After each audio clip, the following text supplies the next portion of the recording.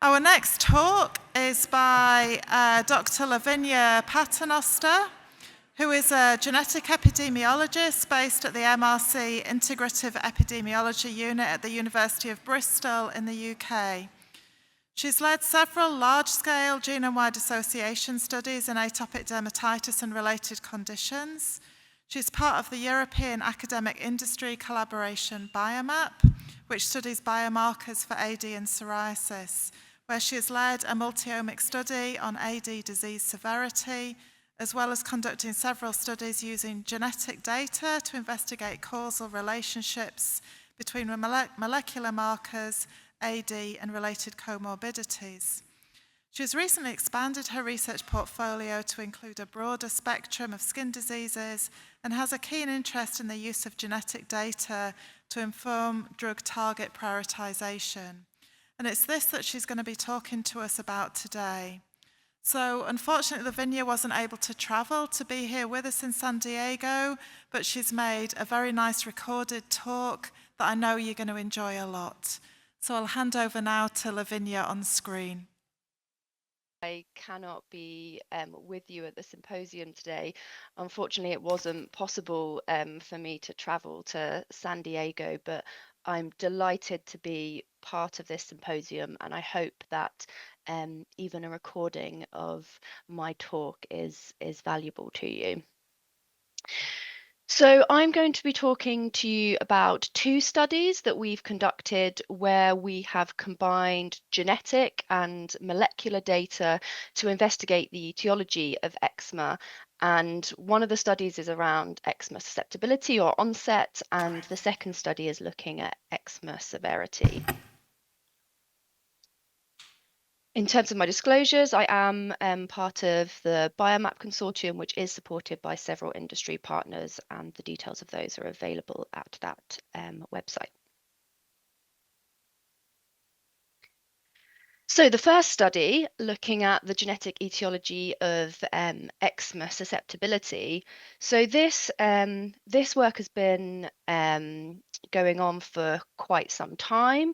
So as part of the EAGLE consortium, I've been involved in conducting genome-wide association studies for eczema since 2011. And in the past 15 years, we've seen real developments in the field of genome-wide association studies, or GWAS. So back in 2011, we had a fairly modest sample size of just over 26,000 individuals. And you can see there that we identified 3 loci, so 3 regions of the genome where there was evidence for association with eczema onset or susceptibility. As time has gone on, those numbers have grown. So in 2015, studying out just over 100,000 individuals, we were able to identify 31 loci. And just a couple of years ago, the most recent EAGLE effort of conducting a GWAS for eczema that included over 1 million participants, identified 91 regions of the genome that were associated with the condition. Now, as there's been this expansion in both sample size and number of loci identified, over the past 15 years, there's also been a real development in the functional follow-up that's possible of genome-wide association studies. And it's this functional follow-up of the GWAS findings that I'm going to talk about today.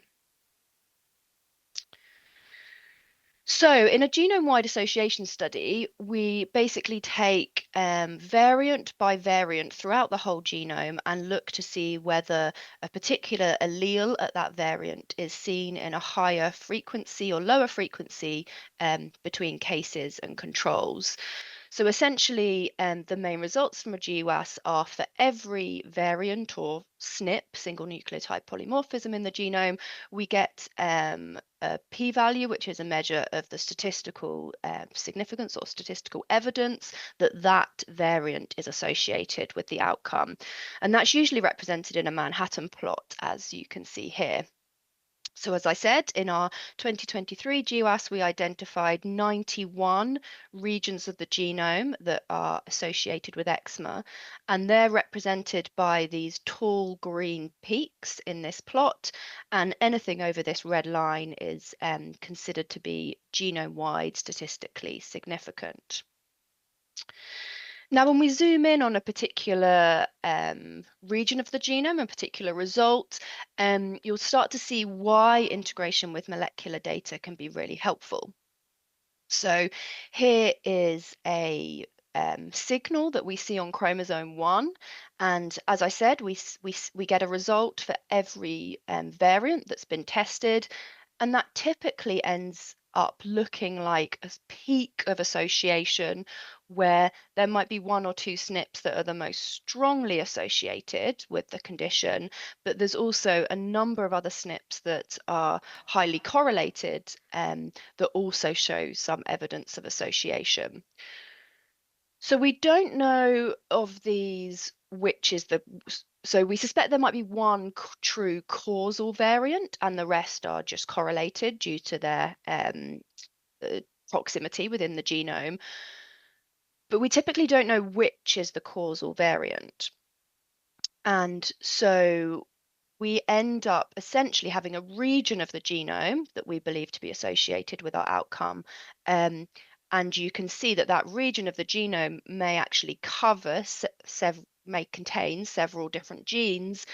And so the next step is really trying to disentangle which of the genes in this region the effect of the genetics is working through to have its impact on eczema.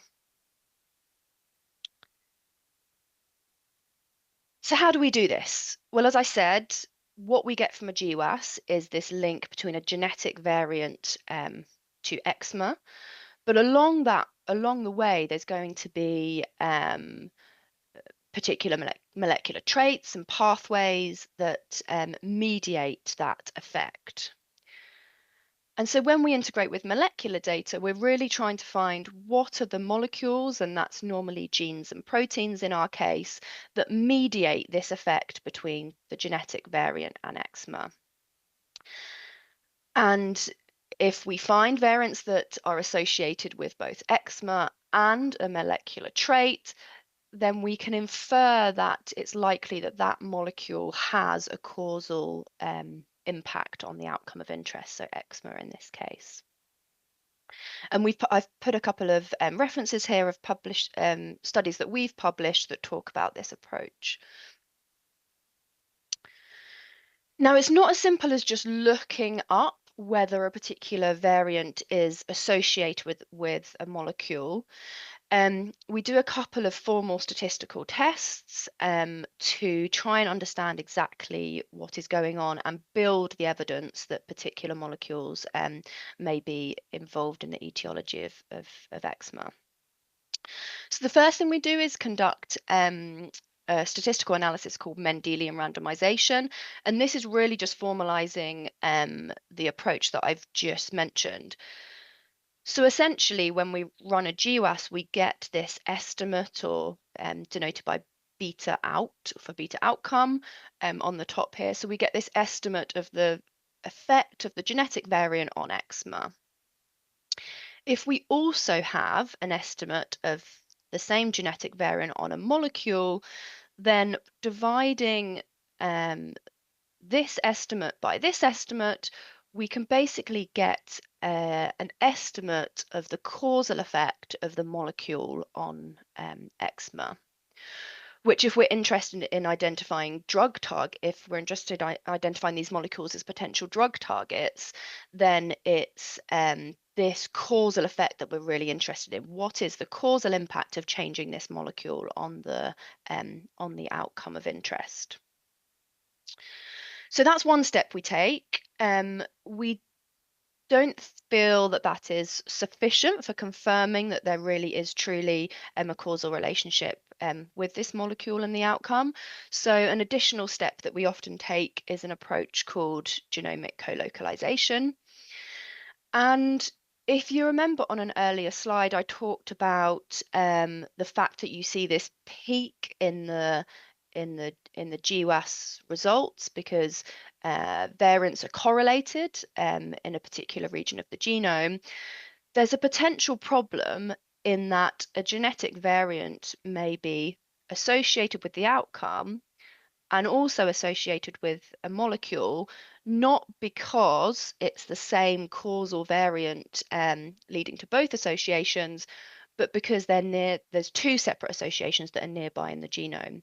So that's depicted in this figure down here, where you can see there's one variant in a particular gene that associates with one trait. So say this is the eczema one.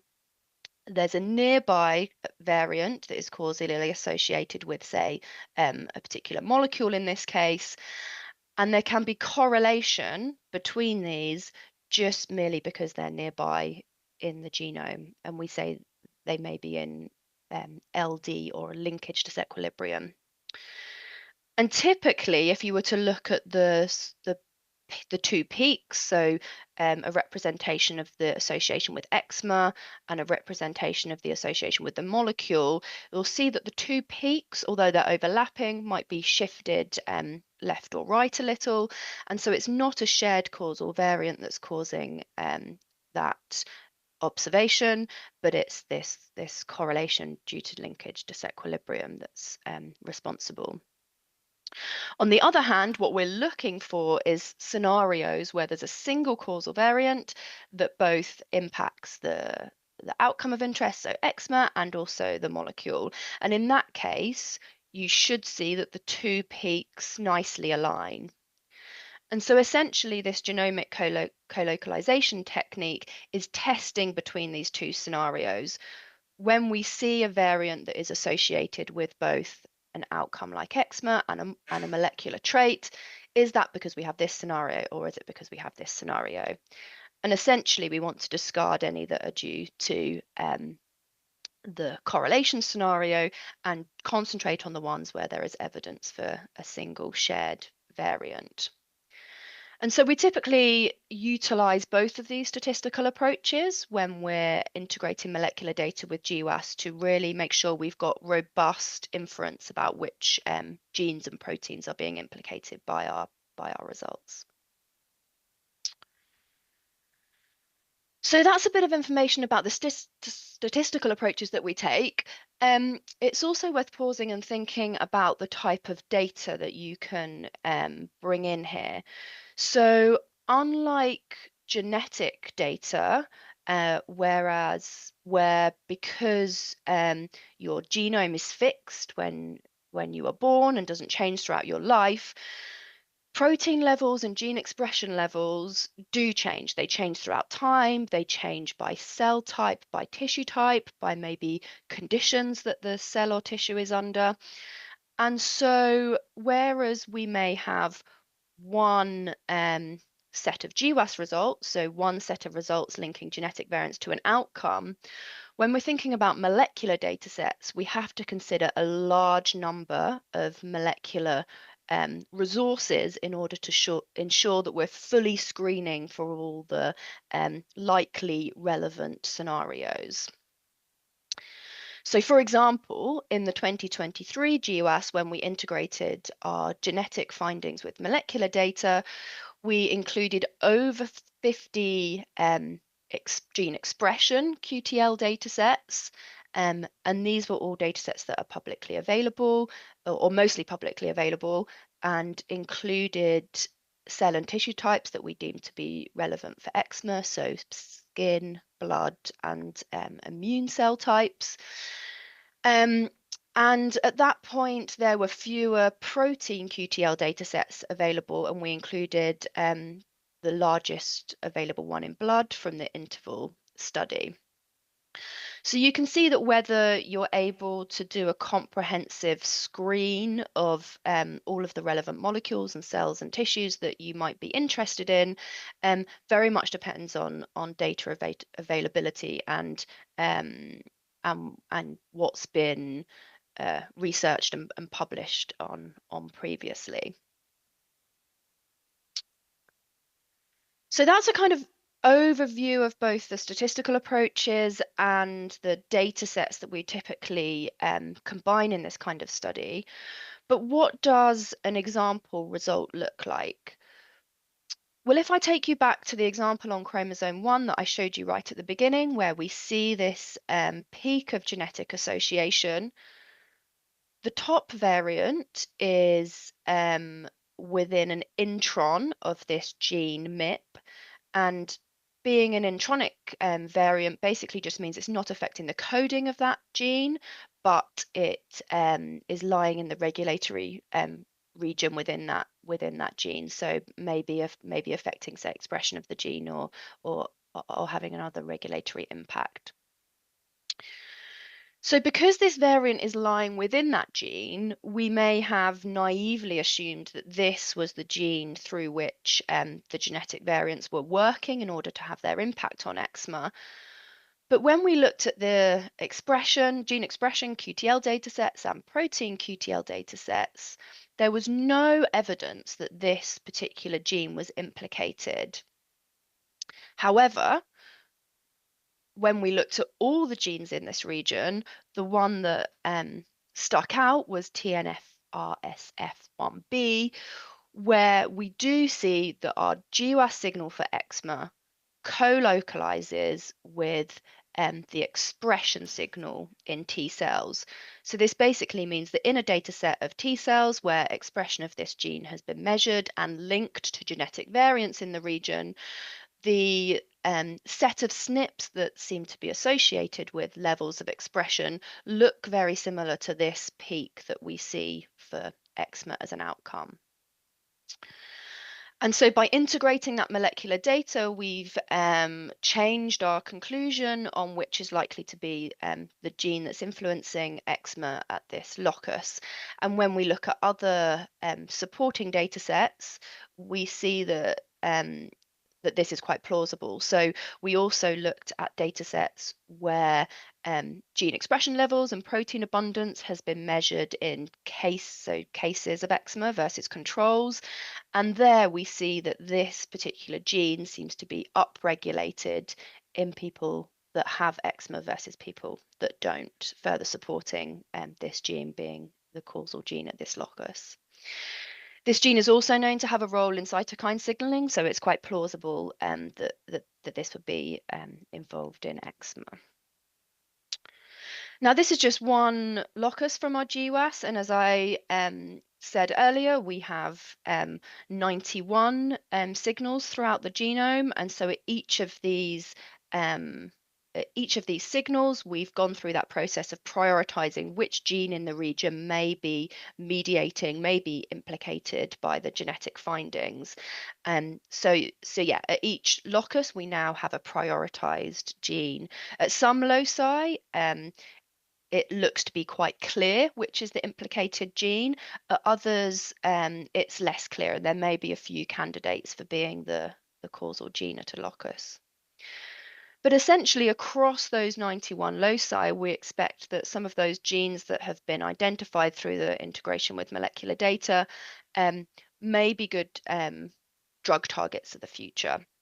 And so by linking our data with the molecular data to find the genes and the proteins of importance, we're hopefully identifying targets that can be used therapeutically and improve outcomes for patients.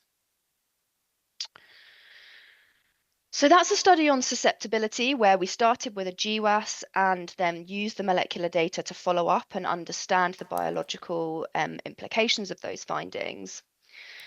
The second study that I'm going to talk about is one where from the outset, the different molecular data sets were treated more equally and then brought together. And this is looking at an outcome of eczema severity rather than onset of the condition.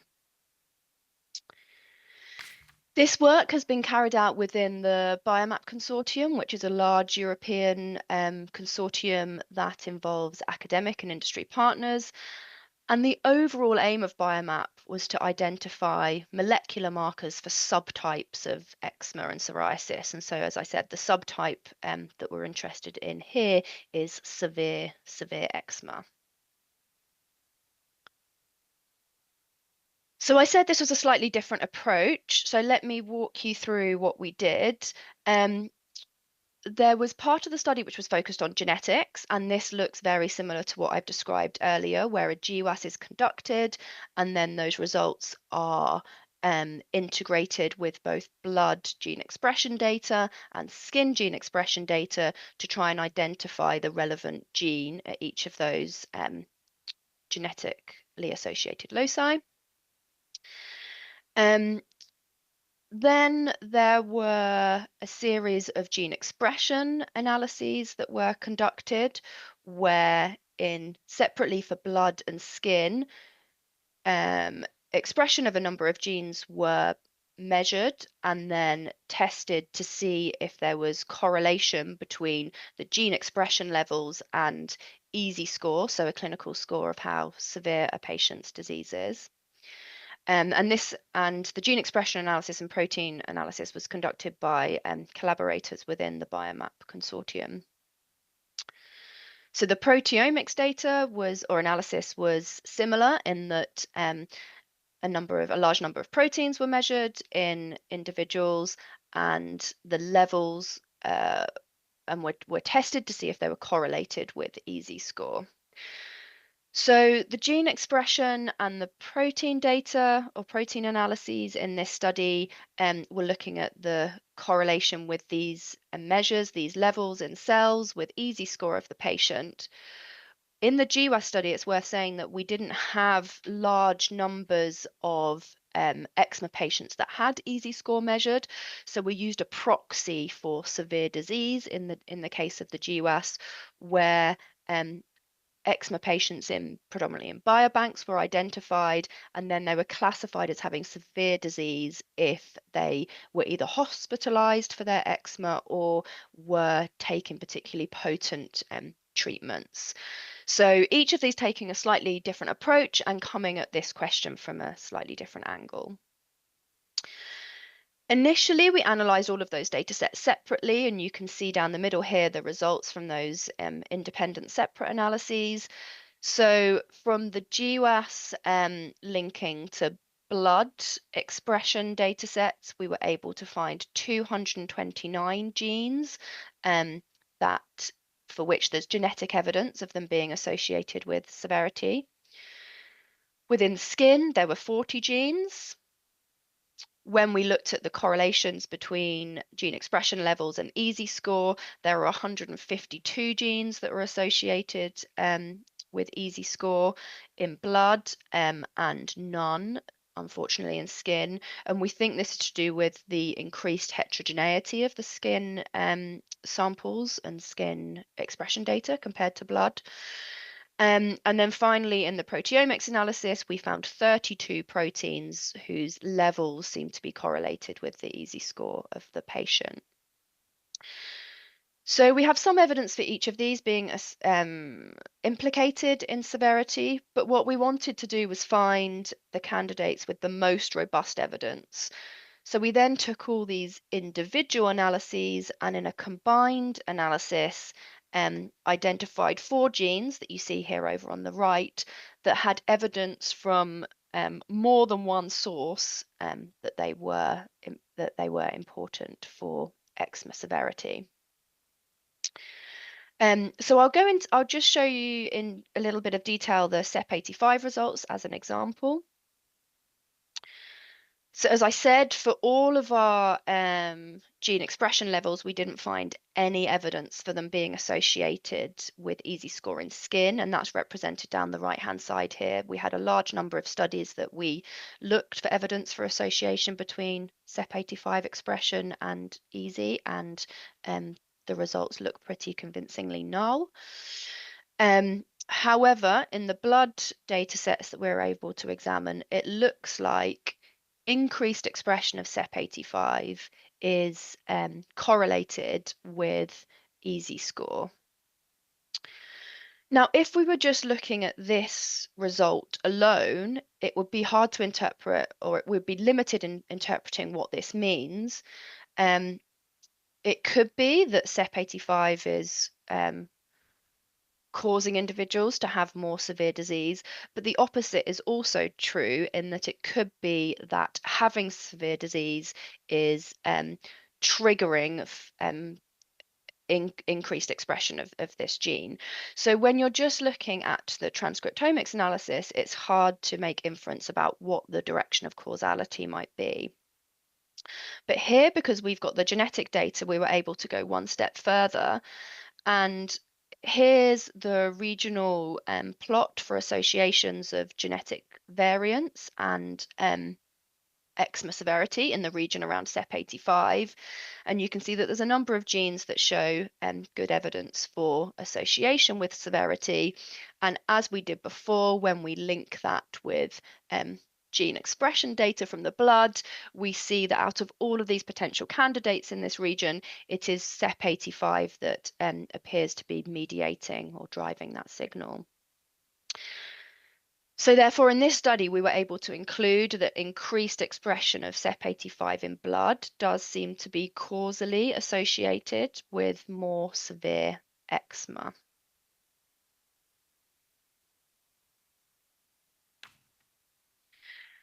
So those are the two studies that I wanted to share with you. Hopefully that gives you a flavor of the different types of analyses that we have undertaken where we are integrating genetic data with other omic data to make meaningful biological inference about findings. And I think in conclusion, as I showed you in the first study, there's real value, and in fact it's necessary, I would say now, to integrate molecular data in studies where we've identified genetic variants associated with a particular outcome, because that genetic variant by itself is not telling you anything biological, and it's only when we link those genetic variant data sets with molecular data sets that we're really able to understand which genes are implicated and therefore which pathways and potentially where it might be possible to target future interventions. In the other study that I showed you, hopefully this shows the value of genomic data in that because our DNA doesn't change throughout our life, it does enable us to anchor the associations and provide causal evidence that the relationship is going from CEP85, in that case, causing severe eczema rather than it being a relationship in the other direction. And I think, as I've alluded to along the way, it's worth just highlighting, and I'm sure others will in this session, that because molecular data are cell-specific, tissue-specific, context or condition dependent, the analyses that I've shared with you, I guess, are limited by the available data that we have had, and we have tried to conduct as sort of comprehensive screens as we can to try and understand what's going on, but we're obviously limited by the data sets that are available. So I think there's definitely room for more data sets that link molecular data to genetics and molecular data to outcomes. And as more of these become available and as they get larger, the power of these approaches that I've shared with you are just going to increase. And we're really excited about what that will enable us to do in future. So I'll stop there, but I just want to finish on acknowledgement. So the work that I've shared with you today is from a large number of people, including from my group in the MRCIU based in Bristol. The first study was heavily focused on work that came from the EAGLE consortium, and the second study was work undertaken in the Biomap consortium. And of course, this work has been funded by a large number of people. So thank you very much for listening. Again, I'm really sorry that I can't be there in person and therefore can't take your questions, but I hope you have a great rest of the symposium and real interesting discussion, and I look forward to hearing about that afterwards. So thank you very much.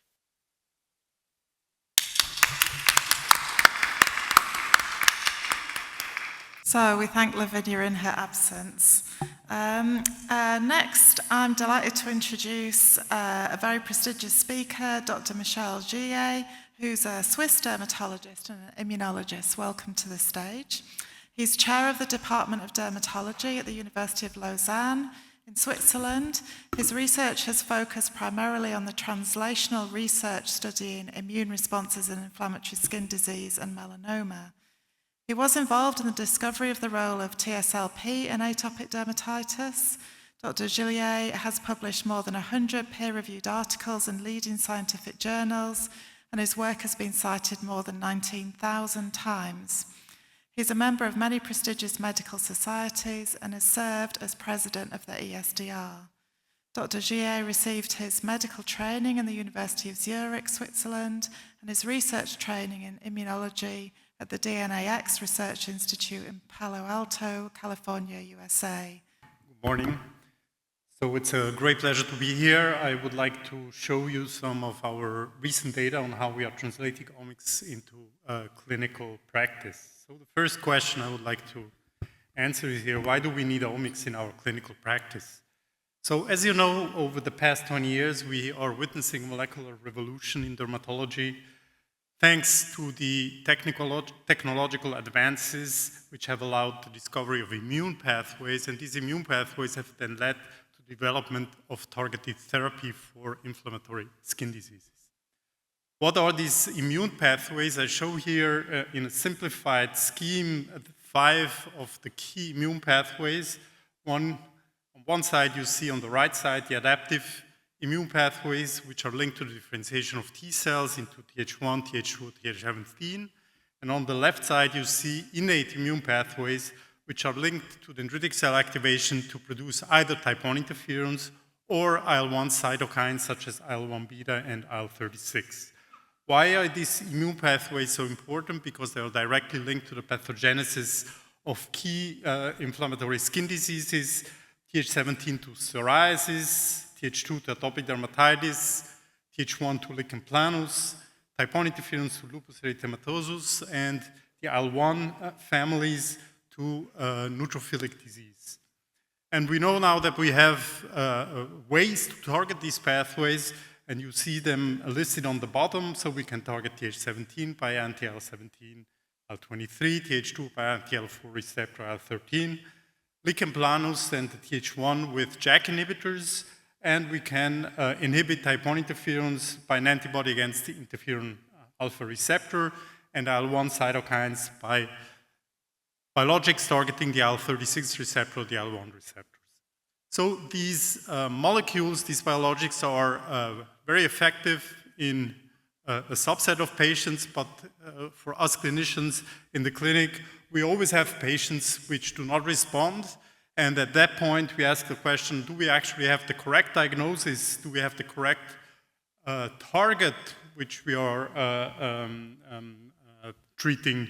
Or even are we in the presence of an immune shift under targeted therapy? And for this, I think we need a molecular approach to be able to detect these pathways in our diseases. So what is our molecular profiling approach? So we use nanostring, so we perform 4 millimeter punch biopsies. We have the RNA extraction procedure, and then we hybridize the RNA with the nanostring probes. And the way we do this is we do a cross-comparative profiling. That means that we look at several of these skin diseases, which I've mentioned, displaying the key inflammatory pathways. So we compare psoriasis, atopic dermatitis, lupus, lichen planus, and neutrophilic diseases, and we also added eosinophilic cellulitis. So what does it mean, cross-comparison?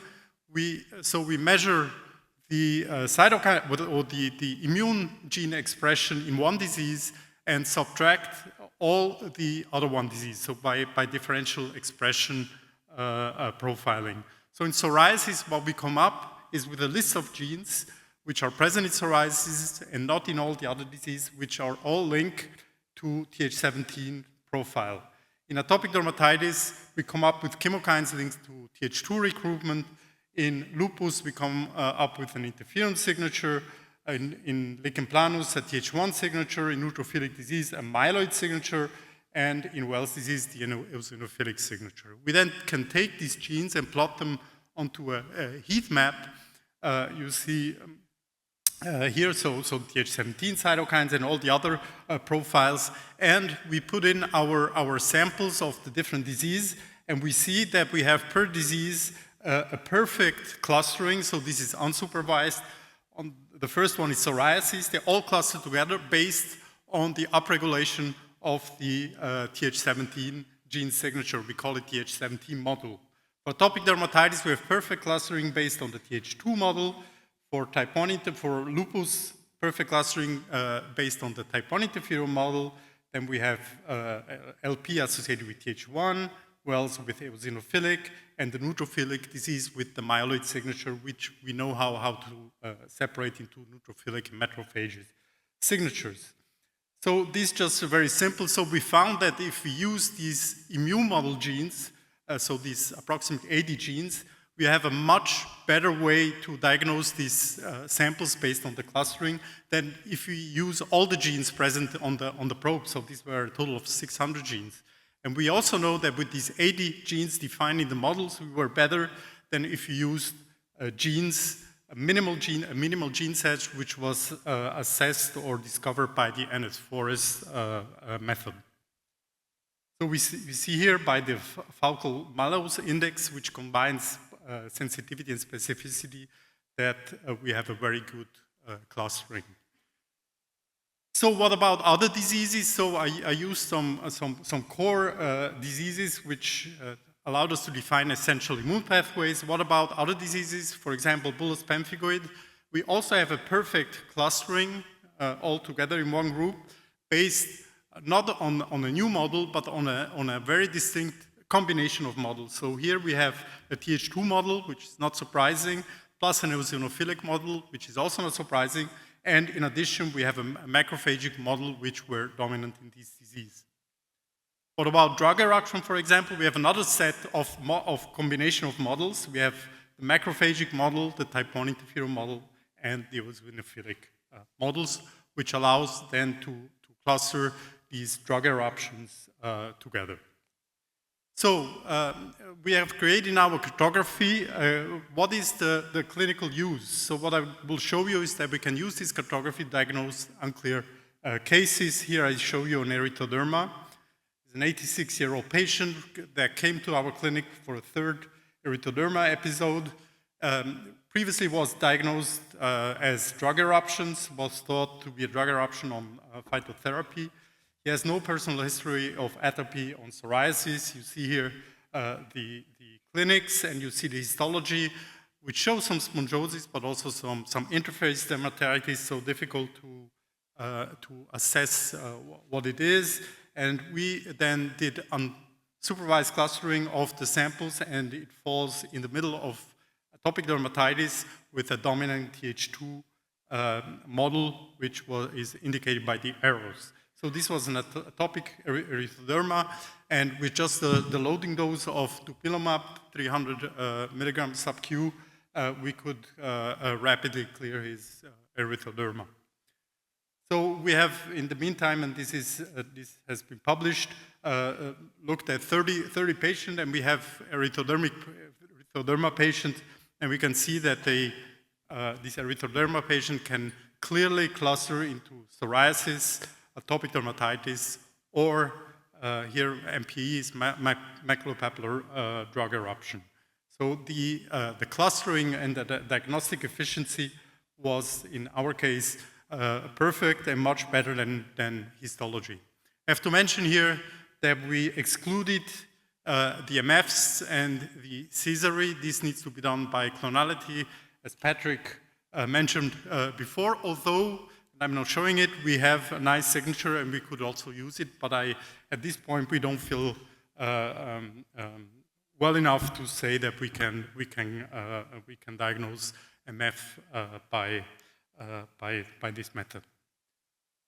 Diagnosis of other undetermined cases. This was a psoriasis patient that came with this rash, this eczema, with this psoriasis. So we did the profiling, the clustering, and it clusters in the middle of psoriasis with a dominant Th17. And this was again confirmed then by a complete response to anti-IL-17 therapy. Another side of the spectrum, so what is this? Quite well demarked, could be nodular eczema, could also be psoriasis. So we performed our nanostring analysis, and the patient clusters in between of the ADs with a dominant Th2 profile. We gave in dupilumab and achieved a complete response. So here multiple patients, and you see our approach allows us to cluster these undetermined cases, either psoriasis, AD. Some we have also signature for a bullous pemphigoid, so we have often non-bullous forms which are hard to distinguish from atopic dermatitis. Here we can clearly see a distinct clustering. We can distinguish from lichen planus, from DHR, so drug eruptions, and lupus. So another clinical use can be used this molecular approach and this model-based cartography to select our treatment, and we measure the expression levels of our models. So you can see here lichen planus has a dominant, the top left is dominant Th1 profile. AD, atopic dermatitis, has a dominant Th2 compared to all the other ones. Psoriasis has a dominant Th17 and so on. Neutrophilic disease, you see the myeloid signature, which is dominant. In lupus, we have a dominant type 1 interferon signature, and Wells dominant eosinophilic signature. So can we use this to select our treatment or to confirm that we have the right targets? This is indeed the case. So if you look at here, 81 patients which were put on targeted therapy depending on their disease. So the treatment was chosen clinically, but we then performed a nanostring, and we found in 7 of the cases, of the 81 cases, we had a mismatch, indicating that the dominant model was not matched to the treatment target.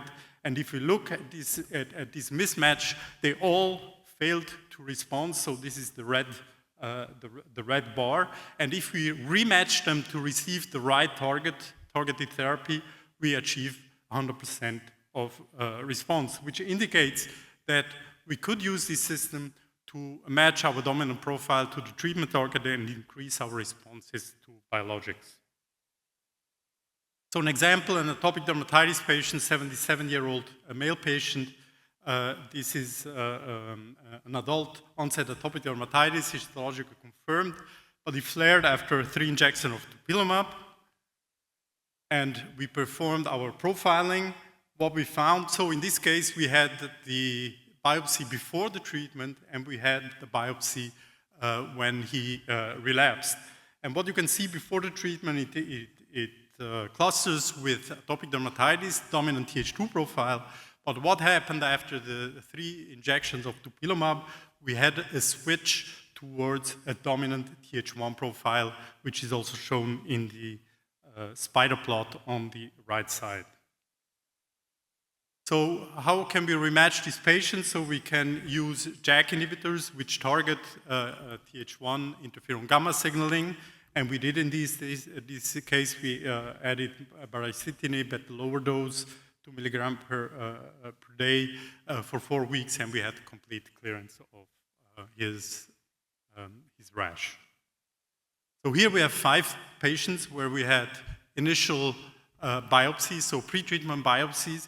You see they were all Th2 dominant, consistent with the diagnosis of atopic dermatitis. After a Dupixent relapse, we had a switch in all of the patients to a dominant Th1 pathway, which is shown by the red bar. You see a diminished Th2 pathway in blue. So this indicates that, again, we can on one hand, we can help the choice of our treatment with the model matching, but also this approach can help us to understand the treatment failures. So another Another example I would like to use is the hyperkeratotic palmar dermatitis. We all often see in the clinics these patients and the differential diagnosis between atopic dermatitis, chronic hand eczema, psoriasis, or even palmoplantar pustulosis is often difficult. It is based on history, exposure history, patch test, atopy histology. So we also performed nanostring analysis on that, and you can see that indeed we can visualize the four diagnoses. So we have the CHE, which is shown in yellow, and our patient is the white bar. It clusters in proximity to acute contact eczema, which is, or the red samples. On the other hand, atopic dermatitis, palmoplantar clusters in between of the atopic dermatitis samples. Same is for non-postural psoriasis in the psoriatic samples. And then we have the palmoplantar pustulosis, which cluster together with GBP, which are all the way at the end on the right side. So what about the profiles of these palmoplantar dermatitis? We have, like in AD, we have dominant Th2. The CHE, on the other hand, has also dominant Th2, but has a co-dominant Th1 profile. You see it in the first orange bar. For psoriasis, we have the dominant, exclusive dominancy of the Th17 profile, and for palmoplantar pustular psoriasis, we have Th17 plus myeloid signature, neutrophilic, and macrophagic. So when we compare these to the clinical diagnosis, we find a high level of clinical misdiagnosis. So for AD, we were 50% of the times we did not have a match, we were wrong. For chronic hand eczema, 31%, for psoriasis, 36%, and for pustular psoriasis, which is of course clinically more evident, we only had 13 clinical misdiagnoses. Why I'm saying misdiagnosis? Because if we look at their responses to targeted treatments, we can find that the molecular diagnostic is superior than the clinical diagnostic. So the matching definition here is that for atopic dermatitis and CHE, we can give either dupilumab or JAK inhibitors, and because they have both Th2 dominancy, for psoriasis and palmoplantar pustulosis, we give the Th17 targeted treatments. What you can see, if we just base our treatment decision on the clinics, we have 72% of the responders, 28 failed the responses, but if we match them molecularly, we have 96% responses and only 4% non-responders. If you look at all the non-responders when that were molecularly rematched, all the non-responders, they were molecularly mismatched, which indicates that this approach can help us also to increase our diagnostic efficiency and to choose the right treatment for this palmoplantar dermatitis. So another way we can use this is detection of immune shifts. So I've shown you just before with the atopic dermatitis patient that relapse on the dupilumab shows a shift towards a Th1 profile. We can have other shifts, for example, a Th2 to a Th17 shift. So these are psoriasiform reactions which can be induced by dupilumab. They have been mentioned before. If we do the nanostring analysis, you see that before treatment, this was an atopic dermatitis patient clustered within the Th2 profile, and then after dupi and with the induction of this psoriasiform reaction, paradoxal reaction, we have a clear clustering within psoriasis with the Th17 dominated profile. This can also occur the other way around. In psoriasis treated with anti-IL-17A therapy, we can have the induction of eczematous reaction, 5.8% of the patients. You see that before therapy, it was a clear psoriasis, Th17 dominated. After secukinumab, this eczematous reaction clustered within atopic dermatitis with a dominant Th2 profile. We also know these shifts in anti-TNF-induced paradoxic psoriasis occurring in 5% of patients treated by anti-TNFs. Here we see clear clustering within the Th17 profile. So it is a psoriasis, but if you look more carefully and we look at the expression of type 1 interferons, we have previously published that, we see that there is a dominance of these type 1 interferon pathway induced in this paradoxic psoriasis, and we have shown this is really pathogenic for the induction of these side effects. Also, we know now that we have some anti-IL-23 and anti-IL-17 resistant psoriasis. I'm not going into detail. I will have a talk tomorrow in the SID about this.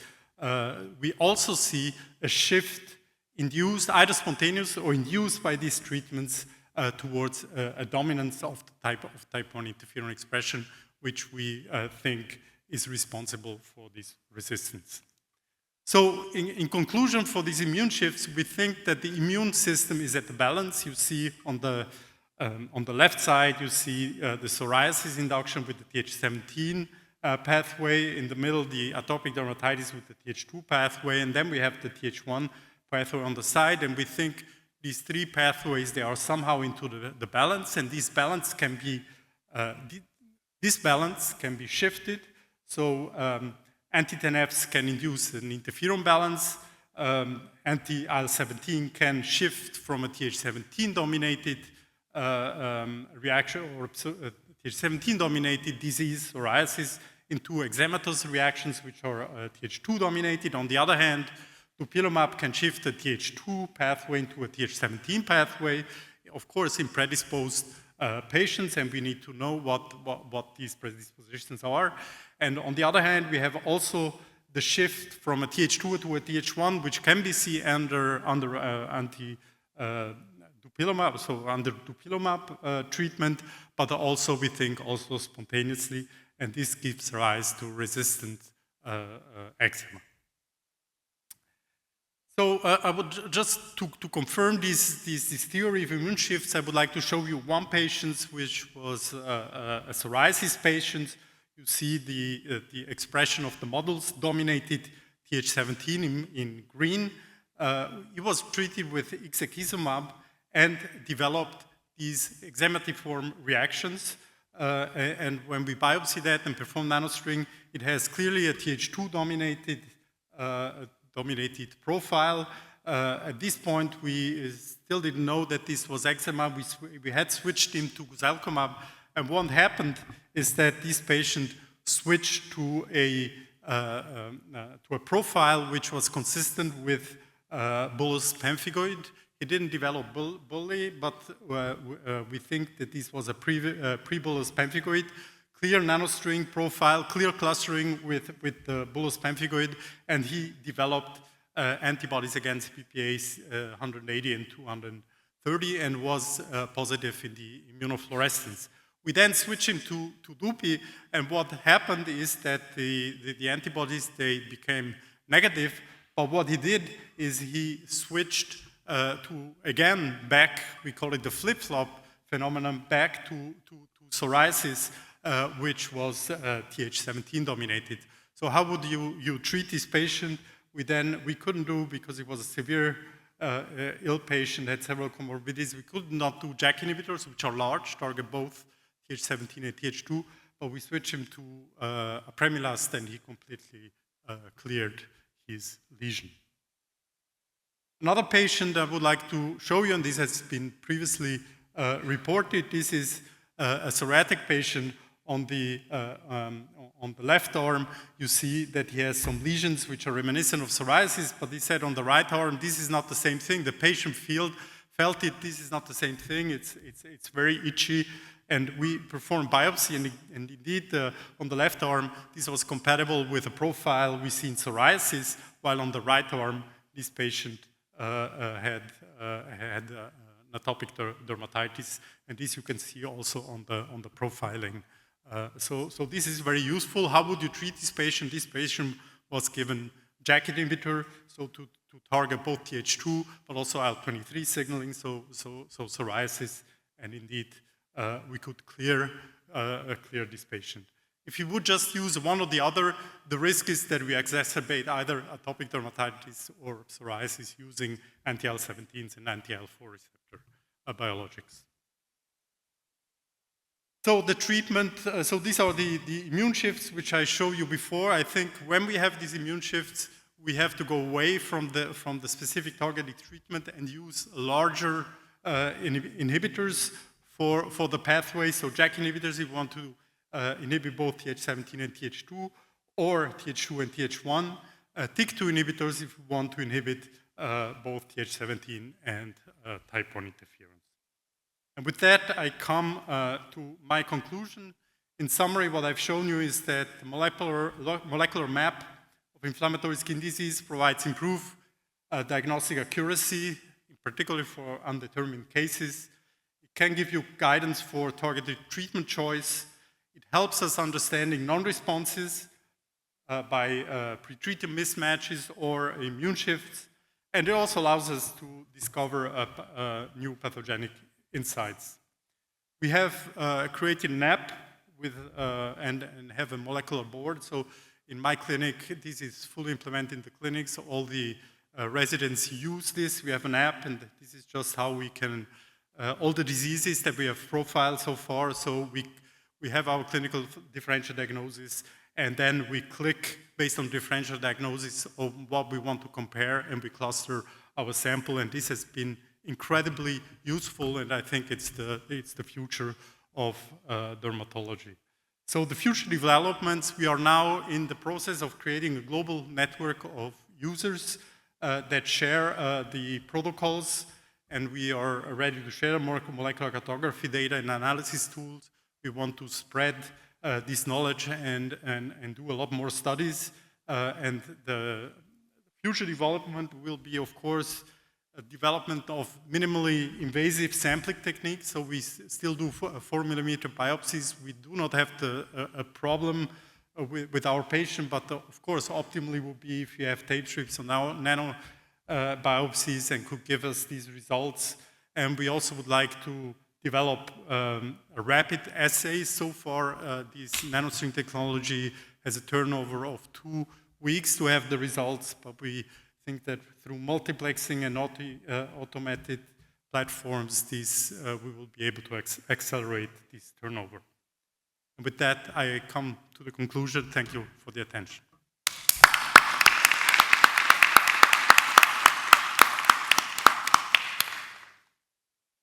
Michel, amazing talk. The promise of personalized medicine is alive and well, at least at your institution. So actually 3 questions. One is, I don't think I saw that you had a molecular map for CTCL, because of course we really need that. Is that still elusive? Yeah, we didn't put it in there. So we have, using these models, we have a clear clustering of our MF samples. So far, but we feel at unease at this point before validate to say to the clinician, well, you can diagnose CTCL by expression profiling of immune markers. So we still say you have to exclude it by TCR sequencing, and then, but we have it, and we have a clear clustering of MF samples. And then I thought you showed the really nice examples of these people who you've shifted by targeting Th17 toward a Th1, Th2, and targeting Th2 and shifting towards 17. Yes. Could, instead of moving to a new treatment, could you just lower the dose of the anti-17 or the anti-IL-4/13 or 13? So rather than, your last case was where we yin-yang them by switching to the opposite adaptive pathway target. It's a good question. It could be a matter of dose, but I don't have a response. So we try always, as I mentioned, to switch it to a treatment which targets both pathways. But it could be that just lowering the anti-IL-17, you then don't have a complete blockage, which is sufficient for reducing the psoriasis, but not developing, but I don't have the answer for that. And then this mixed group that I think many of us are starting to appreciate exists, these eczema-looking, psoriasis-looking, biomarkers, a little of both. Do you think this is the ideal use of a pro-Treg treatment approach or a co-stimulatory molecule approach, which is not so selective for one adaptive pathway or the other? Yeah, of course, that is exactly. So far we have the JAK inhibitors at hand, which can target different, but I think a more targeted co-stimulatory molecule approach, which just inhibits the T cell activation, is of course. Okay, well, let's thank Michelle again. And next up, we have another very prestigious speaker. I'd like to introduce Dr. Katrina Abu-Abara, who is an assistant professor of dermatology at the University of California, San Francisco. Welcome to the stage. Katrina holds a joint appointment to the new UCSF, University of California, Berkeley Computational Precision Health Graduate Group, and a secondary appointment in epidemiology and biostatistics at the University of California, Berkeley's School of Public Health. Her research examines how environmental and socio-cultural factors interact with biological factors to influence chronic inflammatory conditions. Dr. Abu-Abara was named the 2019 American Academy of Dermatology Young Investigator of the Year and is a recipient of the 2020 National Academy of Medicine's Health Longevity Global Grand Challenge. She also serves as a co-chair of our own IEC research committee and she's an associate editor for the British Journal of Dermatology. So you can see she's very well qualified to talk to us today, and we're really lucky to have her speaking to us about moving beyond molecular omics. Thank you, Katrina. I really appreciate the invitation to be here today. These are my disclosures. So I'm going to give you a little bit of perspective as an epidemiologist and data scientist and try to take a step back and put some of the really exciting research we've heard about in the omics space into a broader paradigm. So I'll talk a little bit about the genotype to phenotype spectrum and where these different techniques might fit in. I'll also talk about the importance and challenges of phenotyping atopic dermatitis. I'll try to convince you that there are some similarities to other common complex chronic diseases, and then also about some unique issues around atopic dermatitis that we need to address. And then finally, I'll talk about some approaches for data integration and give an example of some of our work looking at a lifestyle or dietary factors that influence atopic dermatitis. So here's a schematic diagram that's meant to illustrate the genome in that pink box down in the corner, and other types of omics data that are layered as they get closer and closer to environmental influences. People have termed the phenome all of these things outside of the genome, and phenomics as the acquisition of high-dimensional phenotypic data. And just to specify further, some people talk about an endophenotype versus a clinical phenotype, and that might be to differentiate these molecular markers we're looking at versus clinical symptoms or signs that we might be able to see. And then clearly there's the environment or the biome, all of the, not just the physical environment, I've illustrated with the sun here, but all of the sociocultural and lifestyle factors that can influence these conditions. So we've gotten really increasingly closer to fully sequencing the genome and understanding that piece of the puzzle. However, I would argue that we're much further away from understanding the phenome and the environmental influences, and that's because of the quantity of data that exists. Both endophenotypes and clinical phenotypes and environmental influences vary from minute to minute, and they can never be completely characterized. So therefore, phenomics is always going to involve prioritizing what we measure. And for that reason, I show this classic figure of an elephant. If you only look at one part of it, it's hard to see the whole. And it's important to think about the implicit premises that are under some of our methods and our techniques. For example, when most genomic analyses have started with GWAS, so you look at a number of nucleotide polymorphisms and whether they associate with a disease. And the implicit idea under that is that the variation in genetics may be more important than carefully phenotyping the disease. And I'm going to try to convince you today that the phenotyping bit is just as important. Atopic dermatitis is a complex chronic disease. The CDC defines these as conditions that last at least a year, require ongoing medical treatment, and/or affect activities of daily living. I don't need to tell you all that atopic dermatitis clearly meets this definition. Even studies that have looked at patients with mild disease find that many of them have impacts on their daily life. And what's interesting is that these common complex chronic diseases, things like cardiovascular disease, mental health issues, diabetes, types of dementia, have become increasingly common and now make up the vast burden of the global burden of disease. And they've clearly increased due to environmental influences, not changes in genetics over time. And a lot of our traditional techniques have taken us a long way in reducing infectious diseases and other types of conditions have gone way down. We've come a long way with Mendelian genetics. We can do prenatal screening. But some of the traditional techniques haven't gotten us as far with these common chronic complex diseases. As we've seen that GWAS studies are really exciting, we now have 90 plus hits, but the combined predictive ability of those genetic markers is fairly small. In addition, environmental studies looking at the epidemiology often find contradictory results. Or you do a meta-analysis and the effect is close to zero, findings go both ways. And that's, I think, partially because the methods were developed to detect risk factors with a strong effect. However, common chronic complex diseases have a multifactorial biology that's due to both genetic and environmental influences, and you're not going to necessarily find single strong risk factors. So I know we're getting close to lunch here, but bear with me for a second in this somewhat hypothetical exercise. This is a diagram that's showing you in the bottom, those red boxes are meant to represent the genome.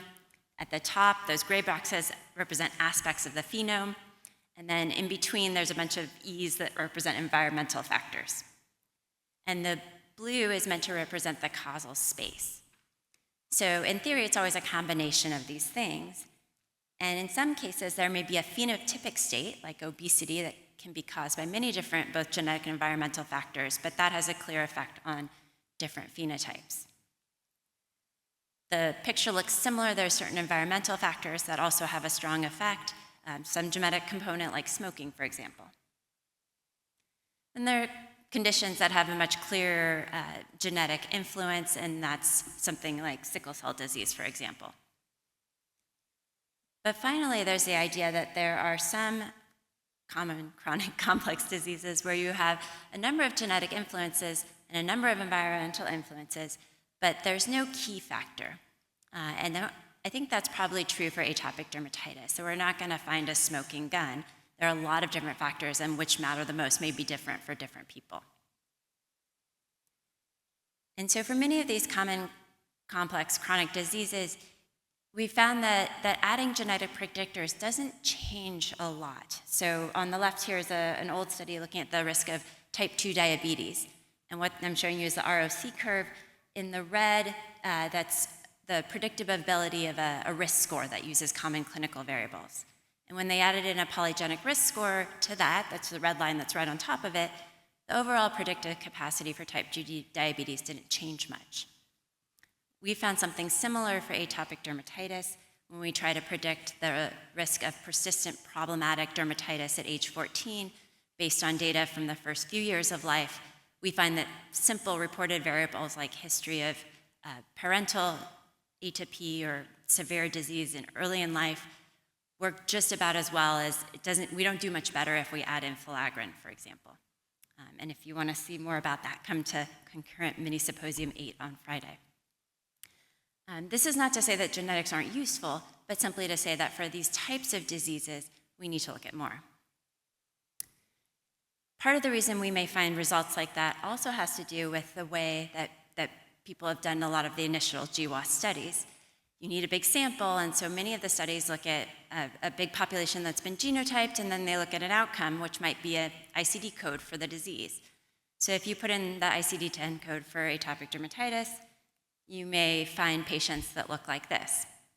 They all look quite different. Many of the studies differentiate by sex or by age, but I would argue that even within any of those patients, there's a lot of clinical heterogeneity over time. So this is another conceptual diagram meant to illustrate that for any individual, there are periods with, we know that if we do tape stripping, for example, we can find differences in non-lesional skin, and then there's periods where they pass into clinically evident lesions, and that severity waxes and wanes over time. By definition, eczema or atopic dermatitis is an episodic disease. But the pattern of this waveform looks different for every individual. And there may be periods of time that last days, weeks, even decades, where they don't have clinically apparent disease, and then they have more apparent disease for longer periods. And let's say you just picked a single point in time for an individual. Within that individual, they may have multiple different types of lesions on their body. These are examples from a common derm textbook in the US, and there's many different clinical manifestations of atopic dermatitis. And then to take this even further, many of the studies that are doing these omics types of profiling are being careful to specify whether they sampled lesional or non-lesional skin, but they may not necessarily tell us about the type of lesion. Was it a lichenified old lesion? Was it a weepy newer lesion? How long had the lesion been there? Where is it located on the body? If it's on a sun-exposed spot versus the buttocks, the inflammatory profiles may be different. What was the time of measurement? We know at least for the blood, there's a lot of chronobiology that may cause changes in the cytokine profiles. What were the prior or current treatments that are being put on that spot? What is the current severity? And not only what is the current severity, but what is the trajectory? Were they coming down off of one of those humps on the waveform or going up? That may affect the type of omic data that may be most prominent. What was the age of onset of disease? You may have two patients that look very similar in midlife, but the one who has had disease since age 2 may be quite different from the one that's had disease since age 38. And then finally, what is the comorbidity profile? Is this a person just with atopic dermatitis and other atopic issues, or someone who also has a cardiometabolic profile? So there are multiple approaches to data integration, and I think it's important to take into consideration a lot of these factors, and usually people start with a study design. There's a few ways to think about this. One is a genome-first study design, and that's where we've seen a lot of progress and wonderful talks from Dr. Brown and Dr. Paternoster this morning that explained how people are using omics to understand more about GWAS findings and mechanism. There's also a phenotype-first approach, which you would use to identify correlations between disease or disease factors associated with disease and omics-based data, fit these into frameworks, and then try to identify which pathways might be most influential. There's also an environment-first approach where one could look at mechanistic links between environmental factors and the outcomes, and diet, for example, might be one. So luckily, we now have good improving methods for high-dimensional data analysis, because you're going to be looking at a lot of different data types. Traditional statistics emphasize relationships between a modest number of predictor variables and a single outcome in a large population. So this is like your regression analysis. Traditionally, if you write a grant, you had to do a power calculation to show that you were going to have enough people to know whether a null effect was truly null.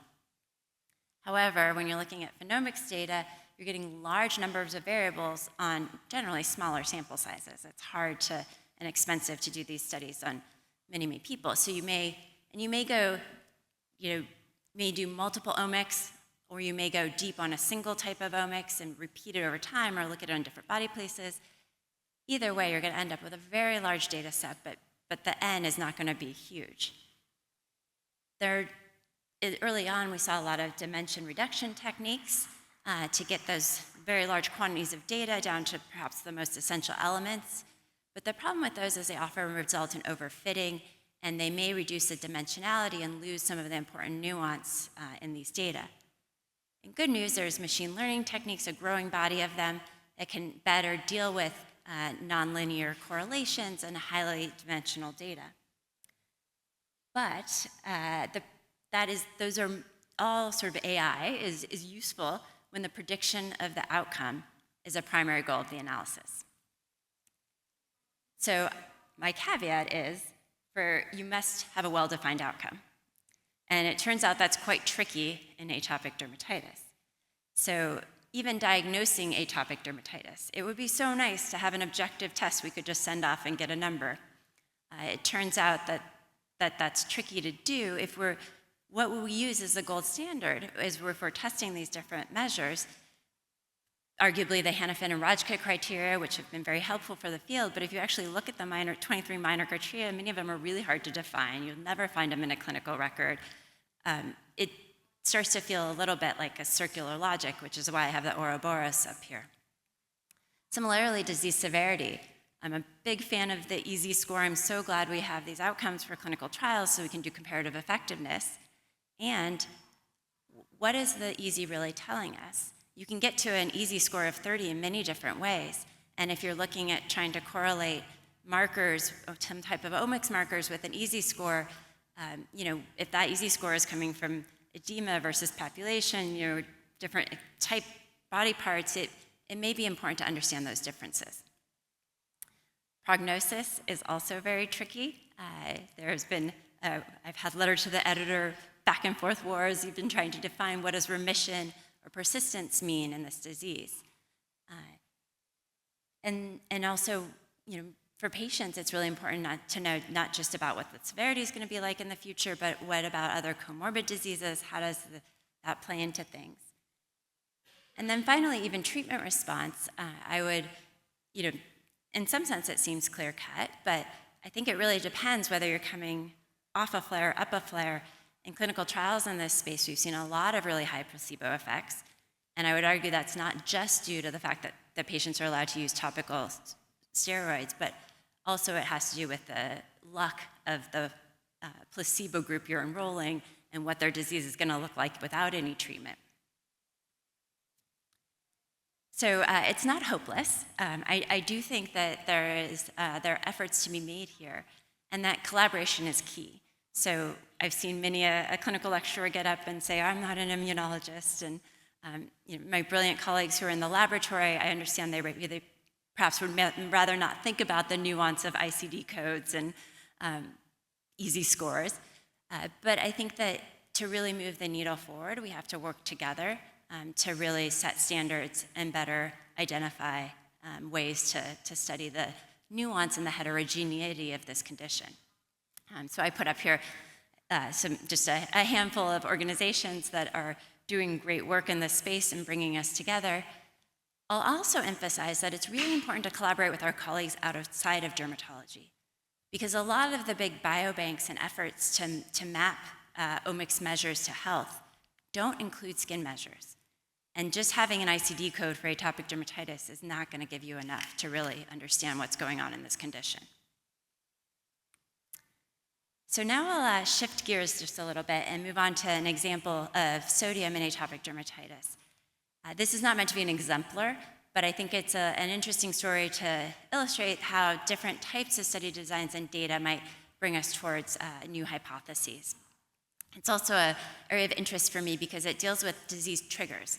A lot of our treatments right now focus on turning down the inflammation.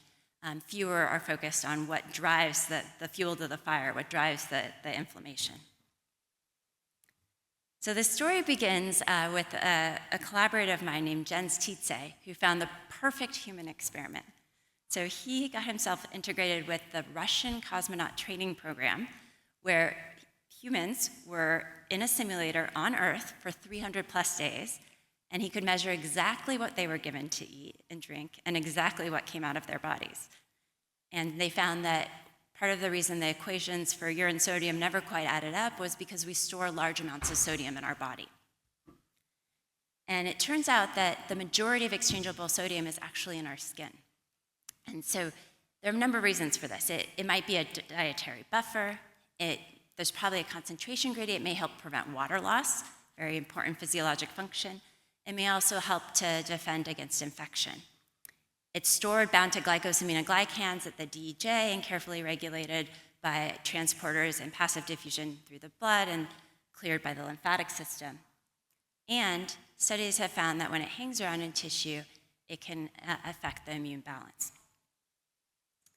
So about a decade ago, there were a couple of studies that looked at the role of sodium in tissue and how that affected Th17 differentiation.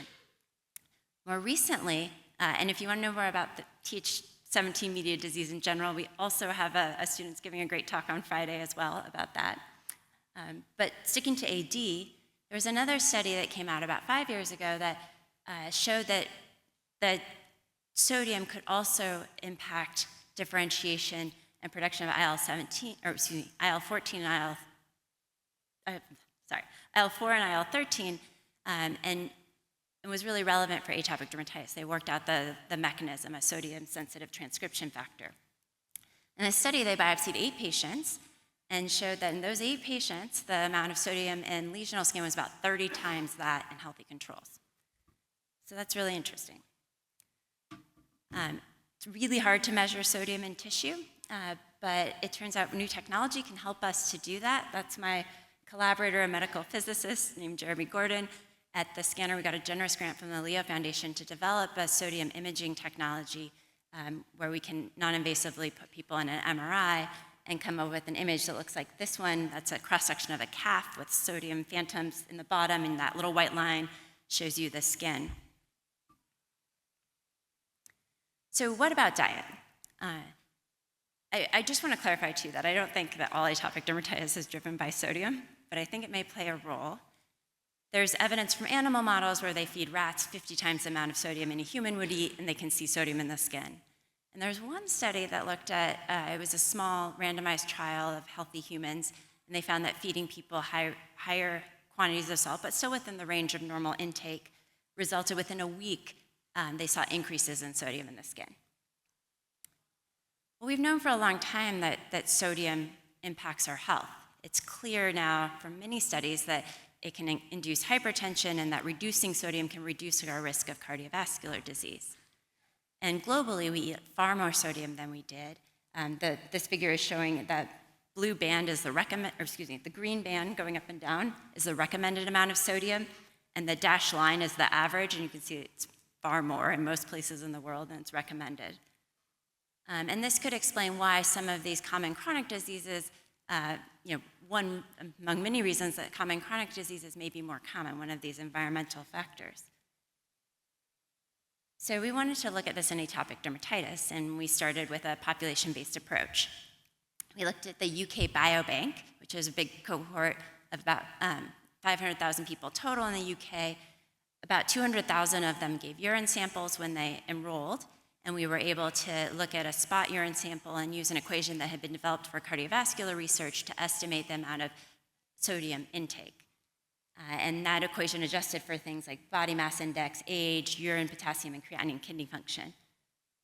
And so we put that into a multivariable regression, and we controlled for potential confounders. And what we found was that people who had about a 1 gram higher intake of sodium, which is about the amount in a Big Mac, or if you're in the UK, a can of baked beans, had about 11% increased risk of having atopic dermatitis.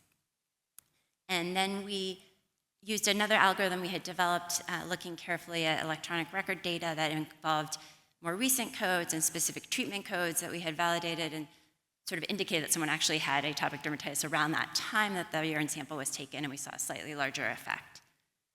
We also did this in the NHANES cohort, or subset of the NHANES cohort in the US that had both urine samples and measures of eczema, imperfect measures of eczema, and found similar results.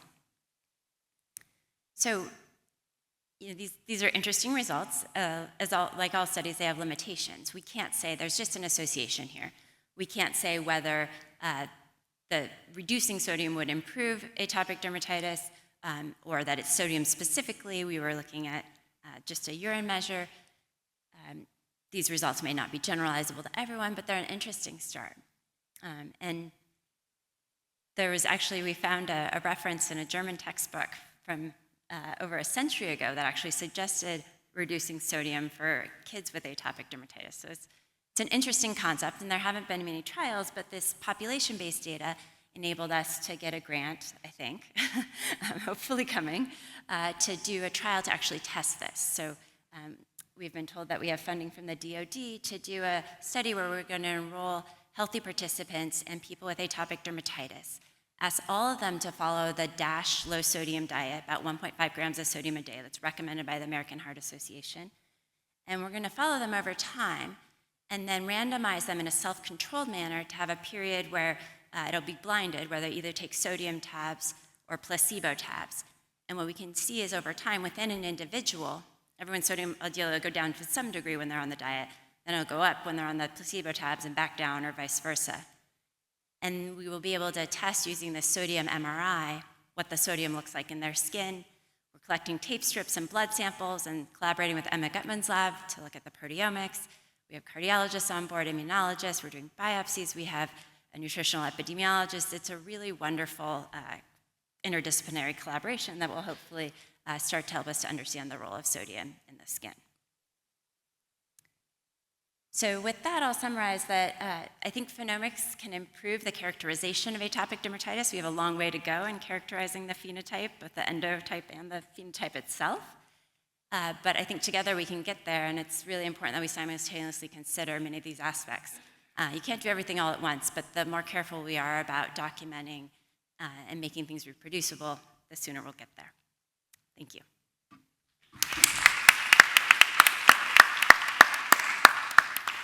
Maybe I can start with one question. So it's a really intriguing statistic. You said that the majority of sodium in the human body is in the skin. Is that right? Exchangeable sodium, about 40%. Exchangeable. So do you have a feel for what it's doing there, aside from potentially affecting risk of skin inflammation? What is it actually doing there? So the hypothesis is that there's actually a concentration gradient akin to the kidney, and part of that helps to prevent water loss. So one piece of the hypothesis is that people with worse skin barrier function, like atopic dermatitis, potentially psoriasis, older adults, so consistently all the studies have looked at age have found that older adults store more sodium in their skin. It may be helping to prevent water loss. Okay, so then I'll hand over, well, let's just thank Katrina again.